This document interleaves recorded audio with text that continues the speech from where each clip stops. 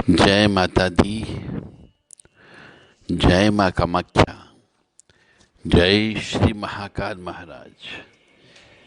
ओम मृत्युंजय महादेव त्राहि माम शरणागतम जन्म मृत्यु जरा व्याधि पीड़ितम कर्म बंधने। कामाख्ये वरदे देवी नीलपर्वतवासिनी त्वं देवी जगत माता योनि मुद्रे नमस्तुते। कामाख्ये का संपन्ने कामेश्वरी हर प्रिय काम नाम देहि में नित्यम। कामेश्वरी नमस्तुते। अधिकतर मनुष्यों के राहु केतु खराब होते हैं। मैं जितनी भी पत्रिका देखता हूं उन पत्रिका में 80% मनुष्यों के राहु केतु खराब नहीं होते। तो राहु केतु को अच्छा कैसे बनाया जाए? जितने ज्योतिषी के पास आप जाओगे, हर ज्योतिषी अपने अपने तरीके से राहु केतु को अच्छा करने का तरीका बताएगा। जितने भी ज्योतिषी के पास जाओगे, अधिकतर अलग अलग तरीके से आपको राहु केतु को शांत करने का तरीका बताएंगे, क्योंकि इतने उपाय हैं कि जिनकी कोई सीमा नहीं है। उसी में से एक उपाय हम आपको बताने जा रहे हैं कि राहु केतु को यदि अच्छा करना है तो अपने को सिर झुकाना। यह हमारे हिंदू सनातन धर्म की परंपरा रही है कि कोई भी बड़ा बुजुर्ग मिले तो उसके सामने अपनों को सिर झुकाना चाहिए। कोई मंदिर आ जाए तो उसके सामने सिर झुकाना चाहिए। कोई धार्मिक स्थल आ जाए तो उसके सामने सिर झुकाना चाहिए। तो सिर झुकाने की जो यह प्रथा है हमारे यहाँ पे, चाहे वो देवी देवता के सामने हो, चाहे माता पिता के सामने हो, चाहे वो पवित्र धर्म स्थल के सामने की हो, चाहे कोई सामने साधु संत महात्मा त्यागी तपस्वी आ जाए, तो उन सबके सामने मनुष्य को सिर झुकाना चाहिए, उनके चरण स्पर्श करना चाहिए, धोख देना चाहिए, जिससे राहु केतु अच्छा फल देता है।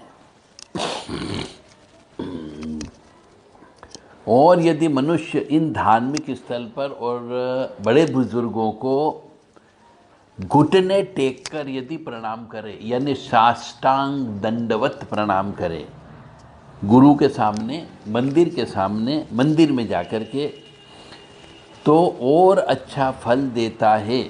क्योंकि ऐसा कहा जाता है कि हमारे गले के ऊपर का जो भाग होता है, गले के ऊपर का भाग, वह राहु का माना गया है। यानी राहु गले के ऊपर का हिस्सा जो है राहु माना गया है, और यहाँ से शरीर का हर अंग संचालित होता है। और घुटने टेक करके प्रणाम करने का मतलब है घुटने पर केतु का अधिकार होता है। और सिर झुकाने का अर्थ है हमने अपने विचारों और चाल चलन को गुरु के हवाले कर दिया। तो हमारे यदि चाल चलन विचार में यदि सिर झुका लेते हैं तो उसमें जो बसी हुई बहुत सी नकारात्मक ऊर्जा वो मंदिर में रह जाती है, या फिर उनके गुरु यानी बड़े महापुरुषों के चरण में चली जाती है, वहीं रह जाती है, और वहाँ से हमें पॉजिटिव एनर्जी प्राप्त होती है।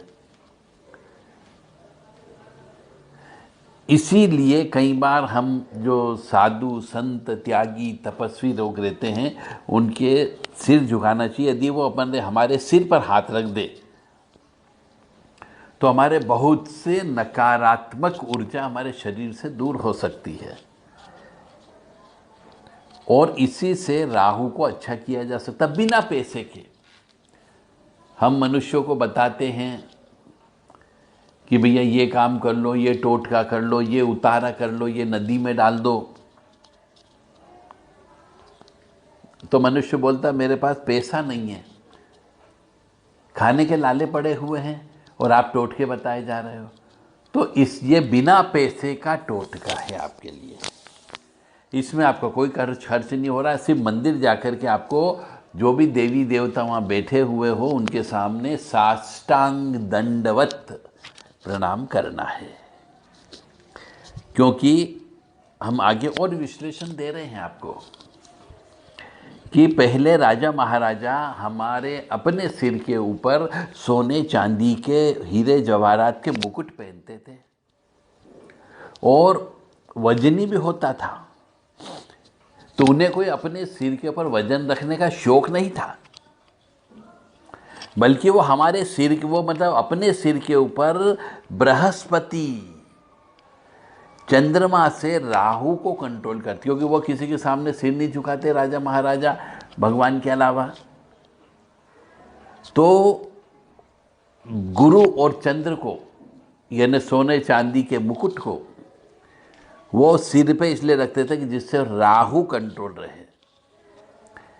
अब धीरे धीरे परिस्थिति बदली तो पगड़ी पहनने लगे, साफा पहनने लगे, टोपी पहनने लगे। तो आज के ज़माने में हम सिर के ऊपर कुछ भी नहीं बांधते, बहुत से मनुष्य लोग कुछ भी नहीं रखते हैं, तो हमारा इससे राहु गड़बड़ हो जाता है।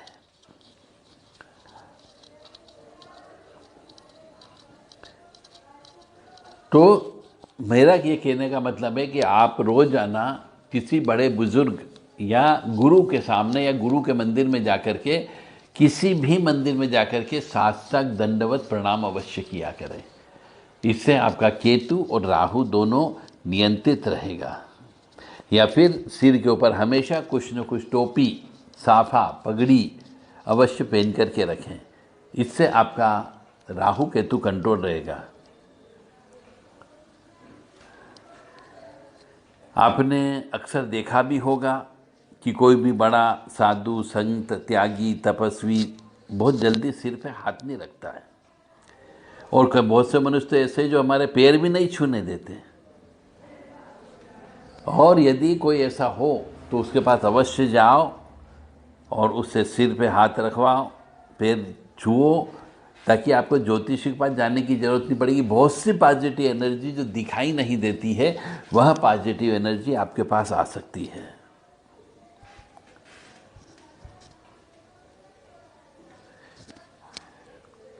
और झुकने से शनि के फल भी बहुत अच्छे मिलते हैं।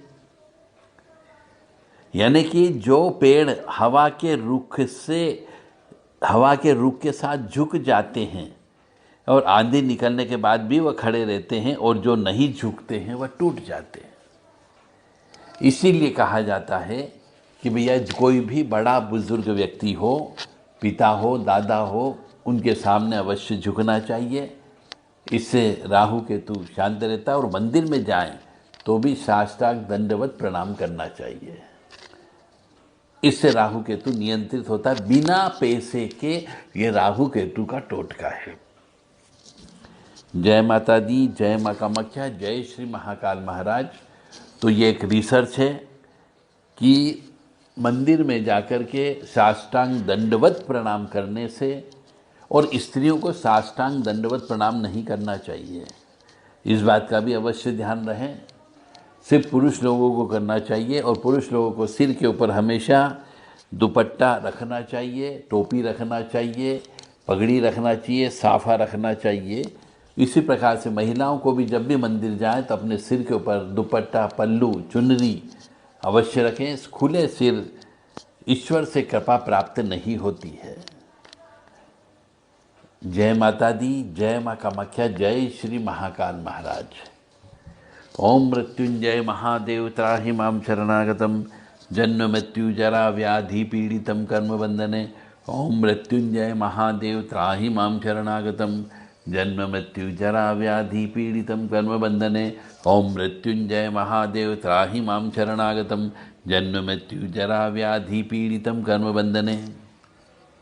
आप सभी से विनम्र निवेदन है कि इस मंत्र को ज़्यादा से ज़्यादा जप करा करें, याद कर लें, क्योंकि इस मंत्र से आपके पिछले जन्म के पाप कर्मों का तो नाश होता ही होता है, साथ ही साथ में इस जन्म में भी आपको कष्ट की प्राप्ति बहुत कम होगी, क्योंकि इस मंत्र का अर्थ ही बहुत बड़ा विशालता प्रदान लिए हुए हैं। ओम मृत्युंजय महादेव त्राहि मां शरणागतम जन्म मृत्यु जरा व्याधि पीड़ितम कर्म बंधने। इस कर्म बंधन से जो हमें पीड़ा मिलती है उससे हमें मुक्त करें। जय माता दी, जय माँ कामाख्या।